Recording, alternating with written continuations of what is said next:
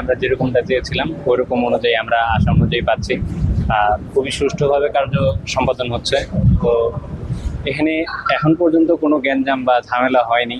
দেখা যাক, আশা করি যে পরবর্তীতেও এরকম ডাকসু যেরকম ভালোভাবে হয়েছে আমাদের ডাকসু এরকম ভালোভাবে সম্পাদিত হবে, এই আশাই ব্যক্ত করছি। এত বছর পর ডাকসু হচ্ছে, এটা আমাদের শিক্ষার্থীদের প্রাণের দাবি, ঠিক আছে। আর এত বছর পর ডাকসু হচ্ছে, এটা আসলে আমরা খুবই আনন্দিত। একটা উৎসবের আমেজ তৈরি হয়েছে এবং আমরা আসলে ঠিক করতে পারছি যে আমরা কাদেরকে আনতে চাচ্ছি, প্যানেল বলেন বা স্বতন্ত্র বলেন, যে যারা আছে আমরা আমাদের নির্ধারিত ক্যান্ডিডেট আনতে পারছি, বা আমাদের একজন মানে তদারকি করবে এরকম কেউ আসছে। তো আমরা মানে এটা ভালোভাবে দেখছি, একটা উৎসবের আমেজ তৈরি হয়েছে, এই আর কি। আসলে এত বড় আয়োজন একটু আধটু হবেই তো।